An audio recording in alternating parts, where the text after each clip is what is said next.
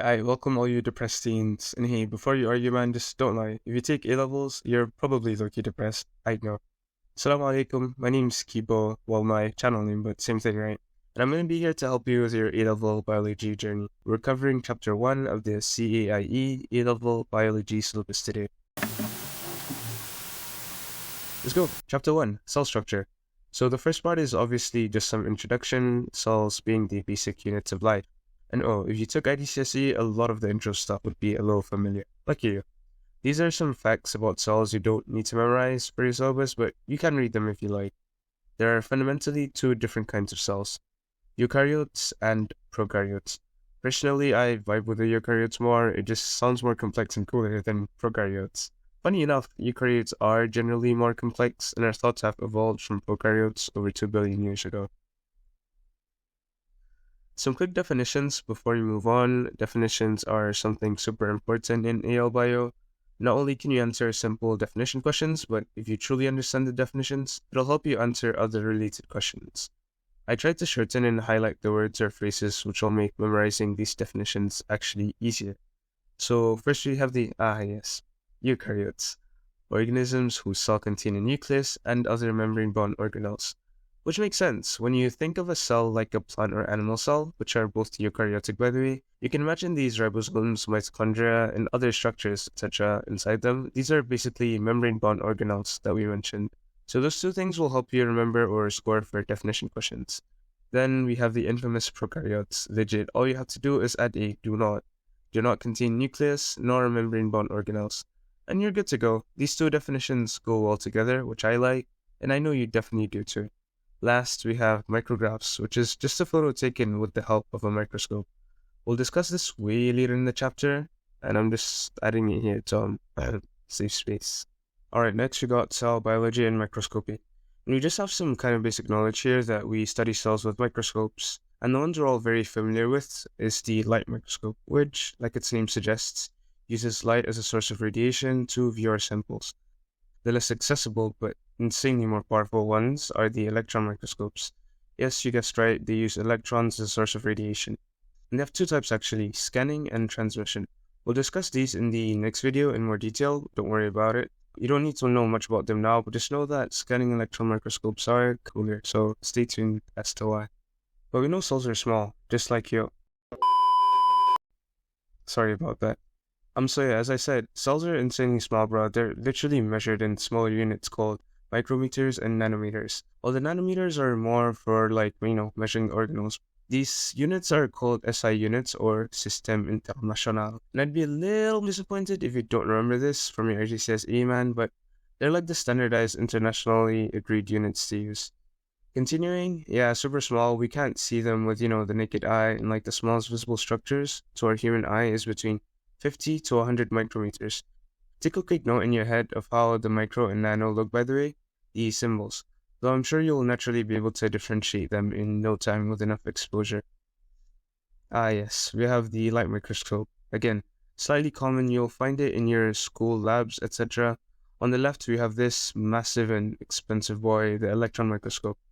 I obviously chose the scanning electron microscope, or SEM for short, picture because they're just cooler. Here we have the main part of a light microscope and how it works.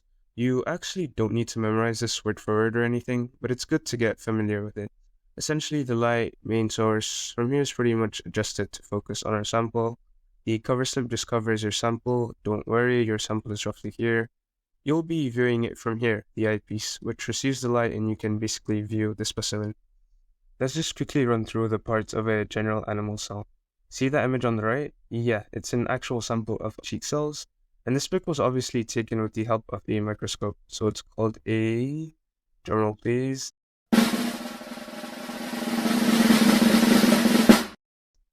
Yes, it's called a micrograph, specifically photomicrograph, since a light microscope was used to obtain the photograph.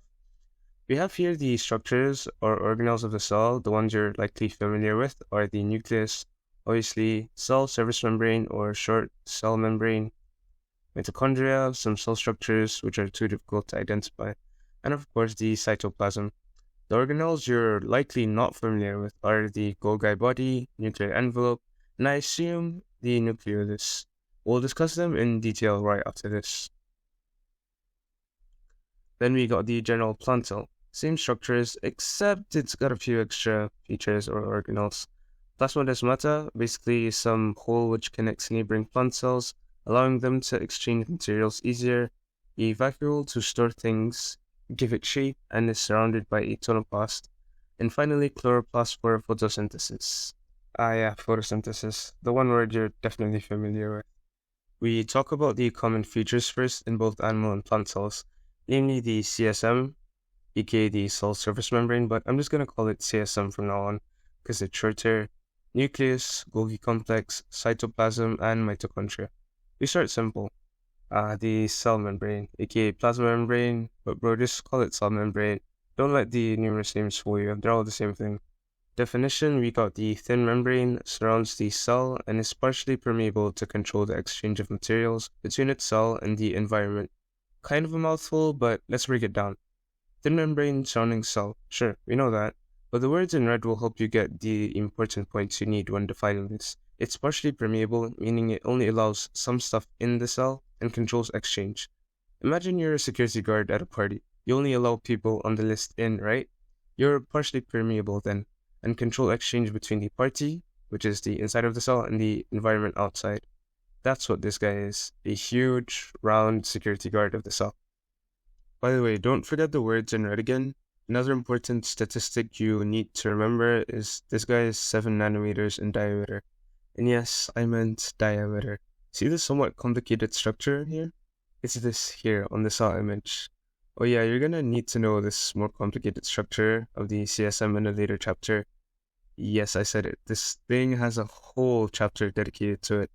I couldn't believe it at first glance, but I guess it's true, and you're gonna eventually have to learn about it. Like, dude, it's literally just a line. Like, how do you get an entire chapter? Your line surrounding the cell, but anyways. Then we got the main character, the Nucleus. This guy was cool till he got more complex from IDCSEs, but basically he's in all eukaryotic cells. Remember now, because he's a membrane-bound organelle, as you can see. His membrane is in fact called the nuclear membrane. I think this is pretty easy to remember. Most parts of the nucleus you're about to learn start with the nucleo prefix, or the word nuclear. Then you just end it with whatever is left. So this guy, for example, has a membrane. Easy. Nuclear membrane. It's a noticeable organelle since it's quite big. If you look closely too, you'll notice some coiled threads in it. These are called chromatin. You can explain them as, coiled threads consisting of DNA. And when the cell is meant to split, or in nuclear division, for example, in mitosis or meiosis, these chromatin or coiled threads collect together to form chromosomes. I can't not think of the word chromosomes without thinking of an encounter a friend told me he had with a kid. Long story short, this kid, he was bratty, and at some point my friend asked, "How many chromosomes do you have, bro?" I don't remember what the convo was about, but anyways, you know how our generation replies with more than you to insults? Such as, "How many brain cells do you have?" And the person just comes back with a more than you. Well, let's just say this kid thought he did something and replied to the chromosome question with a more than you. And at that point, my friend just chuckled a little and said, "That's what I thought," and left the convo. Needless to say, I definitely found the joke funnier than he did, and please tell me you got it, because I hate sounding like a bio nerd. Where were we? Oh yeah, chromosomes and nucleus. So if you look at the nucleus, it looks like it has its own nucleus, which is kind of cool when I first found out, and it's this guy called the nucleolus. If you look here, it's more deeply stained. Anyways, all you have to know is that its main function is to make ribosomes. That's important, don't forget that please. And you can have up to 5 in a nucleus, which is pretty neat. Something I should have mentioned too is when viewing a cell through a microscope, it's kind of colorless, so sometimes it needs to be stained to be able to view its contents. Cytoplasm, the chill one. It's legit just, the jelly/fluid outside the nucleus, but within the cell. But when you want to define it, use this definition. I feel it's simple enough. The contents in a cell excluding the nucleus. Protoplasm here is when we include everything in a cell. Or like it says here, just cytoplasm plus nucleus. It's a watery or aqueous material. Within the cytoplasm is all the other organelles. Now you're probably wondering, what are organelles? Well, I'm glad you asked. Organelles are the structurally and functionally distinct part of a cell. Imagine your body. The smaller parts inside you that make you up are called organs, right? Now if you compare that to a cell, it contains organs too, but small organelles. That's like the easiest way I could describe organelles in general for you, and I hope it makes sense. And yes, there are small structures within the cytoplasm, as seen with the light microscope. Organelle function is often, but not always, surrounded by one or two membranes to separate its activities from the cytoplasm. Again, also kind of like how your body and its different organs carry out different functions, and separating them is also essential. Then we go to mitochondria. Quite a lot with this dude. Definition: organelle in eukaryotes, which aerobic respiration takes place. That's it. Now, I'm gonna assume you forgot what aerobic respiration was, even though you likely studied it just months ago for an exam. But aerobic just, means using oxygen, and respiration is, well, the process our body uses to make energy. You mush them together and you get something like the process to make energy using oxygen. Easy enough.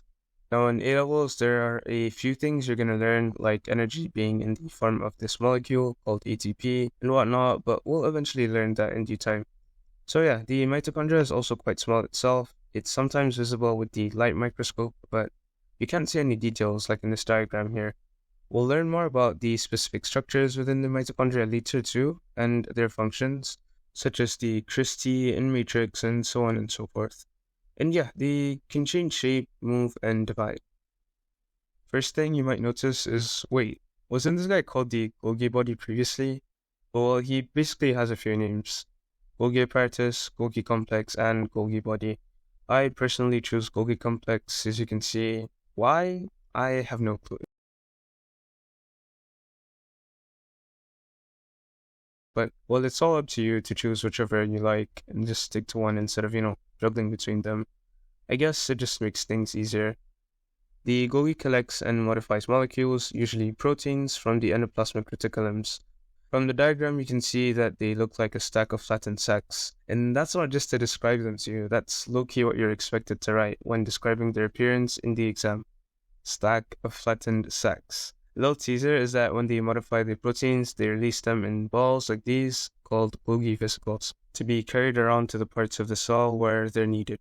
Oh, I guess that's about it for the similar features. And as for the different features, or well, organelles, we have 5, as you can see. The Plasmodesmata, Centrioles, cell walls, Chloroplasts, and Vacuoles. Almost all of these are present in plant, but not animal cells.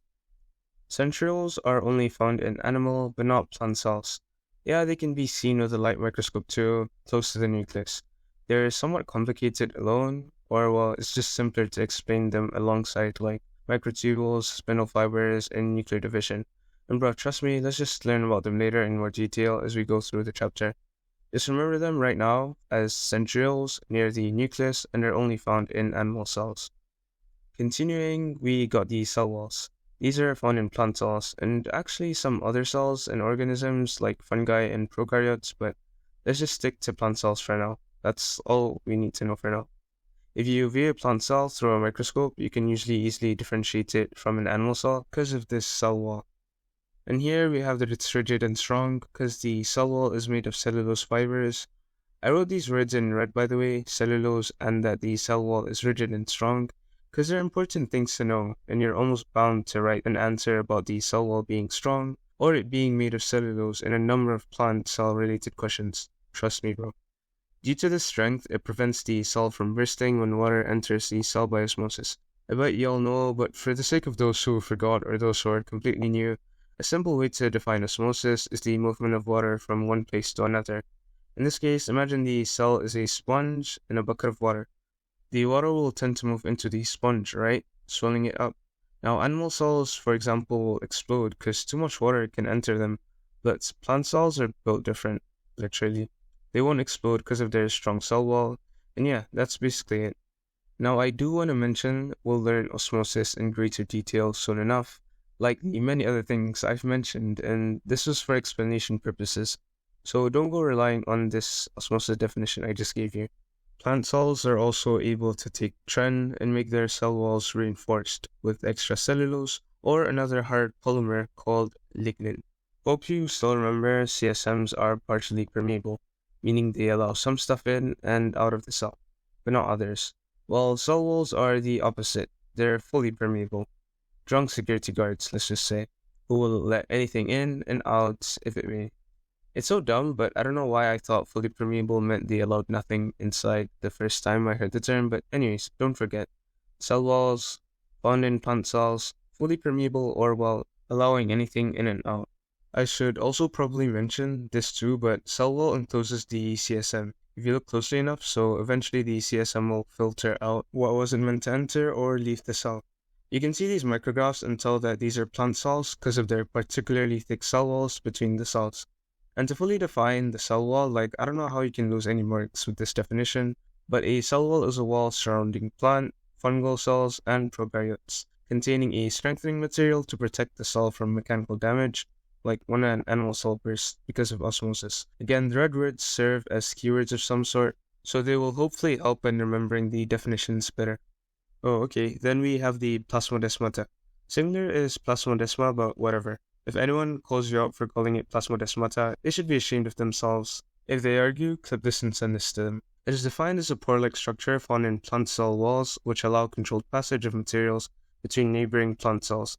Now, I can't lie, the entire definition might as well be read, but every detail is just that important to secure marks in definition questions with more than one mark. For remembrance sake, they're just holes or tubes between neighboring plant cells to allow easy exchange of whatever plant cells deal between each other. The movement through the pores, as we said, is controlled and is thought to be done by the structure of the pores. Note that the plasmodesmata are also lined with the cell membrane. Vacuoles. This massive blob. Sac-like organelles surrounded by a single membrane called a tonoplast. You know how organelles have their own membrane? Well, the vacuole does too, and it's called the tonoplast. Definition: a partially permeable membrane that surrounds the vacuole, controlling the exchange between the cytoplasm and vacuole, which completely makes sense. Outside the vacuole is inside the cell anyways, or well, the cytoplasm, so it controls exchange between the cytoplasm and the vacuole. The vacuole is also large and permanent in mature plant cells, but small and temporary in animal cells, such as phagocytic vacuoles that help in digestion or destroying pathogens. Now I hear some of y'all in the background questioning, what? Yo, I thought you said they're only present in plant cells. Well, yes, but the animal cell ones are again small and temporary, and they're therefore called vesicles. Vacuoles' main function is for storage of salts, sugars, waste, etc. But if you're taking that much space in a cell, you might as well contribute some more, and well, it thankfully carries out a few other functions, such as maintaining cell acidity, turgor pressure, or water balance, as well as storage of a few waste products. Its fluid is a solution of pigments, sugars, waste products, mineral salts, etc., which is very much consistent with its function. Taking a look at a few diagrams here, and you can see how large the vacuole is relative to the entire plant cell. Here we have one in a micrograph, electron micrograph by the way, because of all the details we can see within the cell. Then we have one in the diagram you guys probably have in your textbook, and this one doesn't have a vacuole. Well, hope you noticed it's an animal cell, and I have it here because you see the small label here that says vacuole? Yeah, that's an example of a small and temporary vacuole in animal cells, or well, vesicles. Kind of feels like I'm speedrunning this in a way, but next are chloroplasts, an organelle bounded by two membranes, which photosynthesis takes place in eukaryotes. Simple enough since y'all like the word photosynthesis. Its function? Once more, just carry out photosynthesis. Where is it found? Green parts of plants, mainly the leaves, obviously. It's relatively large too and can be seen with a light microscope. Occasionally, some structures within the chloroplast, called granum or grana, can be seen as grains, which you can also see here in this diagram. Stay with me for a sec to understand this because I feel it's a little tricky. The grana is the part of the chloroplast which contain chlorophyll, or simply, chlorophyll is the green pigment found in the grana of the chloroplast. This is like 6th grade science too, but don't forget that the chlorophyll pigment absorbs light during photosynthesis. Some definitions you pretty much need to know. Pity you. Photosynthesis is kind of not too difficult, I guess. The production of organic substances from inorganic ones using energy from light. Light energy to turn inorganic to organic substance. Easy. Now to scare y'all even more, there's actually a whole A-level chapter dedicated to photosynthesis. I'm actually not capping, so yeah, stay tuned for that. And we have grana, which is plural, so it's stacks of membranes inside a chloroplast. This pic is actually a chloroplast. I know, kind of wild. These guys actually have detailed pictures of these organelles. But yeah, these stacks of membranes, or pancakes as people love to describe them, is a granum. And you can see these round structures are the chloroplast, while the black stacked things inside of them are the grana. I want to quickly get this out of the way too, but personally I don't interchange between singular and plural of some excusable terms, like Plasmodesmata and grana. I always refer to them, whether singular or plural, as their plural, because realistically they're usually more than one, and I've never actually had any troubles with this in my school times, nor in my actual exams. So if that's something bothering you, I'd say ask your teacher or lecturer to be sure. And if you have none, well, plural is safer anyway, so just stick with that if you want to prioritize making your learning journey easier. Like a moi. And that pretty much sums up the basics of the common organelles. And with that, we've reached the end of the video. I'm a huge advocate for giving credit where due, so yeah. I got these slides template from SlidesGo if you want to check them out. Pics are from a mix of Google Images as well as your Cambridge textbook. Please consider subscribing, sharing the video with someone who you think it might benefit, or hey, drop a like if it benefited you in any way. Yes, it will support the channel, but it would generally motivate me to make more videos too.